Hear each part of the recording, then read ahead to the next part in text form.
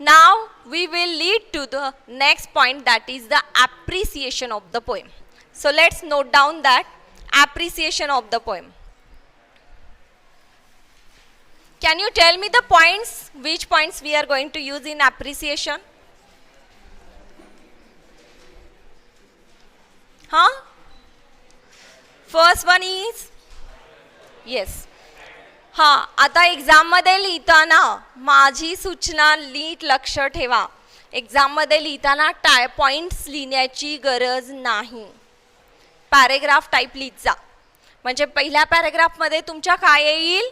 About, काय येईल? About poem, poet and title. Now let's discuss about it first. काय लिहायचं या मुद्द्यामध्ये आधी बघून घेऊया. So we can get the idea that Nose versus Eyes, this poem has written by William Cooper, the British poet. And त्यांच्या बाबतीत पुन्हा extra information which we have taken, he is the most famous 18th century English poet and composer of hymns. Actually by profession he was also advocate. त्यामुळे कोर्टमध्ये असताना त्यांना ह्या सगळ्या मजेशीर गोष्टी कळायच्या आणि त्याच्यावर ते लिहायचे. Actually he was not interested in law, but coincidentally he was chosen that profession. Now the next that is the about poet also we have seen. Now the title. Title कडे बघा, Nose versus Eyes. हे title बघितल्या आपल्या मनात काय येतं? पहिलं sentence करायचं, title is very appropriate one. Here we can get the idea. After reading the title we get the idea that there are two parties. कारण वर्सेस वर्ड वापरलेला आहे. वर्सेस वरून आपल्या लक्षात आलं की दोन पार्टी आहेत, नोज वर्सेस आईज. आणि it created fun, or we can say it created eagerness in our mind what will be there in the poem. झालं होतं ना आपलं सेम असं, तर तेच तुम्ही त्या पोएमच्या ॲप्रिसिएशनमध्ये लिहायचं. So title is very catchy one and appropriate one. इतकं माहिती तुम्ही टायटलमध्ये लिहायची. Got it? नाव let's lead to second point. कोणता आहे? Theme. Very good. What is a theme? चला सांगा थीम बद्दल. What is the theme of the poem?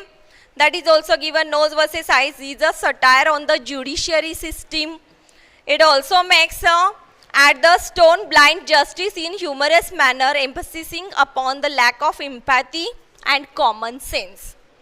म्हणजे in short you can write that this poem is a satire on judiciary system. आता in India वगैरे लिहायचं नाही. He is a British poet. Actually सगळीकडे judiciary सिस्टीममध्ये थोडी fun होत असते, पण बरोबर कॅच करून विलियम कुपरनी हे इथं मांडलेलं आहे. Okay, now what will be the next third point? Poetic style.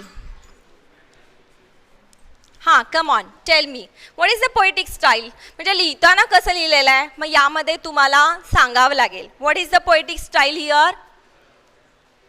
Okay, come on, tell me. काय काय सांगायचं? पहिल्यांदा स्टांजाज किती आहेत काउंट करा. Totally 8 stanzas are there. Okay, next, each stanza carries how many lines? 4 lines each. प्रत्येकमध्ये 4 आहेत. असं एखादा एक्स्ट्रा लेस असं काही नाही आहे. तर ह्या गोष्टी पहिल्यांदा नोंद करायच्या. नंतर तुम्ही त्याच्या स्टार्टिंगकडे यायचं आणि मग एंडिंगकडे यायचं. आता फर्स्ट लाईन काय सांगते? Between nose and eyes a strange contest arrows.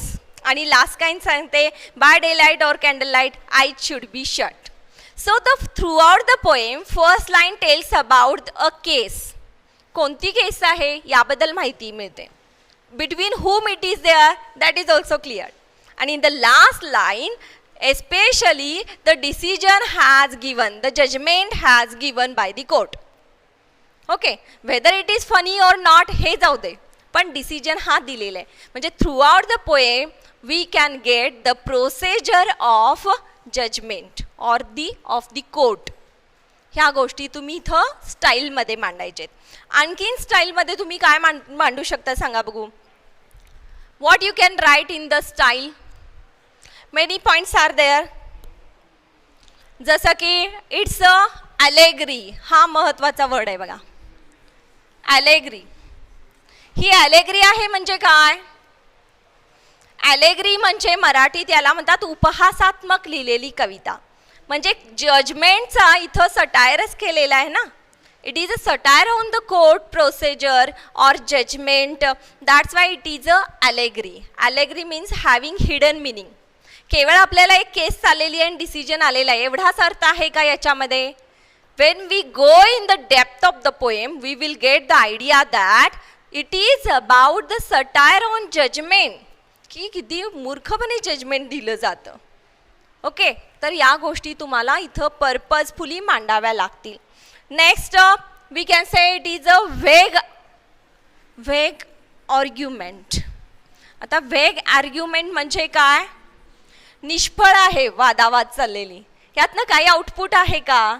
जर आईजसाठी स्पेक्टॅकल तयार केला जातो ना, स्पेक्टॅकल घातल्यावर जर आईजनी डोळेच बंद करायचे असतील तर what's the use of that spectacle? So all things are in vain. सगळं निष्फळ आहे. All these things are vague arguments असं इथं आपल्याला सांगण्यात आलेलं आहे. ओके, नेक्स्ट आणखीन एक पॉईंट आपण इथं सांगू शकतो. Proper justice has not given. हे एक यामध्ये सांगितलेलं आहे. लास्टचा डिसिजन बघा. Is it proper decision taken by the ears? No, not at all. So it is a improper or not proper decision taken by the court. अशा गोष्टी तुम्ही इथं पोएटिक स्टाईलमध्ये मांडू शकता. Now let's go to next, that is the language. Okay, language and figure of speech. तर यामध्ये तुम्ही काय लिहिणार आहात? We have seen the same. How is the language? Language कशी आहे? Simple it is there, but one more thing is that some court words has use legally. Legal फील्डमध्ये, law फील्डमध्ये जे वर्ड्स यूज करतात ते वर्ड्स यूज केलेत का नाही? की ज्याच्यामुळे आपल्या डोळ्यासमोर परफेक्ट कोर्ट उभा राहतो. So William Cooper has that powerful wording style or strength of writing that he catches a typical word there. जसं की which words has used? Come on, tell me. Just like a wig.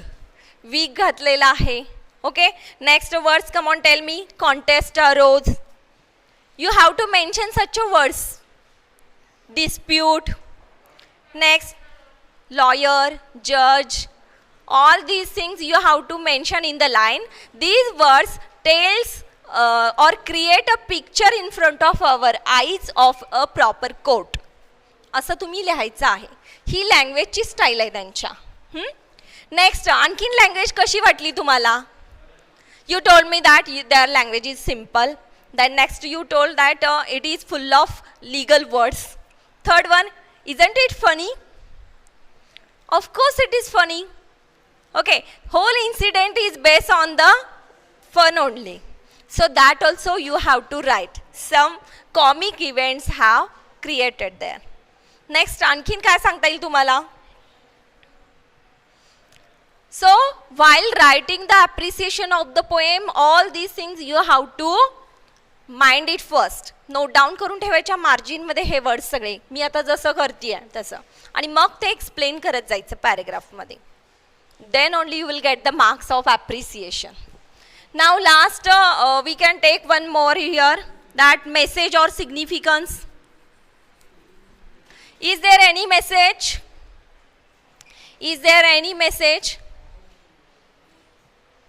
काय आहे message सांगा बघू.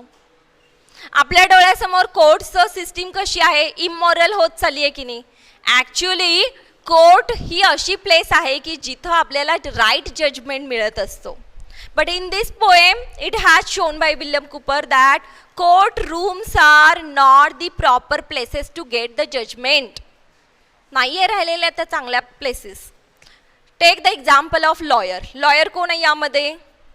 हू had played the role of lawyer? Tongue. And what is the quality of tongue? Tongue is always twisting, no? हां, एकदा इकडून आहे, एकदा इकडून आहे. So same role has played by the lawyers here. So we will get the idea from that lawyers are illegal there because they are taking the parties or side of both parties to get extra charges from them. हे कळतं ना आपल्याला त्याच्यातून. आणि आता next चला, ज्या दोन कॉन्टेस्ट पार्टीज आहेत त्या कोण आहेत? It is the nose and eyes. Nose and eyes मध्ये वाद होतोय. Is it okay? म्हणजे आपलेच दात आपलेच ओठ जुनी म्हण आहे ना आपल्याकडे. याचा अर्थ काय? आपण कुणी कुणाला त्रास द्यायचा नसतो, कारण ते आपल्यालाच घातक असतं. So the role of nose and eyes should be cooperative to each other, not they should debate on the things. So ह्या लाईन्स आपल्याला काय सांगतात? In society we can see the two parties they are quarrelling which other which is in vain. सगळं useless आहे हे. त्या दोघांच्या मध्ये काय पाहिजे? There must be understanding. And they are quarrelling on upon the issue of what? काय आहे मुद्दा त्यांचा? स्पेक्टॅकल. हे कुणाच्या मालकीचे? हां, हू ओन्स दॅट? हा मुद्दा आहे. आणि तो किती मायनर मुद्दा आहे बघा. Understand? So and one thing we have taken that nose got the importance of carrying spectacle. Is it okay? आहे का? तर समाजात किती चुकीचा न्याय दिलेला आहे की नोजची प्रॉपर्टी असू शकेल का spectacle? Actually it has made to make a comfort or to make we can say easy for the eyes. But here the whole judgment went wrong. आणि ही सिच्युएशन केवळ कोर्ट रूमची नाही आहे. It is related to the our society. Our सोसायटीमध्ये सुद्धा अशा wrong judgement घडत आहेत. अंडरस्टँड? हे सांगायचं आहे. So that is the moral that judgement went wrong here. All two parties are fighting with each other which is a vague useless. So there must be understanding between nose and eyes. Mutual understanding पाहिजे त्यांच्यामध्ये. And who owns the or ownership of spectacle is not the matter of their quarrel. ह्या सगळ्या गोष्टी तुम्ही explain करायचे. and then come to the last, the judgment. Understand? So that is the moral given by this poem, which is very important one, which we can highlight here. Now the last point, which is very important point, that is your opinion. What is your opinion about the poem? Now you share with me. इतक्या poem आपण पाहिलेल्या आहेत. Yes, you like that poem. हां, लिहा तुम्ही. I like the poem. Very good. Next काय झालं? When I read the title, I was very eager. What will be there in this poem about nose and eyes? Why they are standing with each other, or why they are fighting with each other.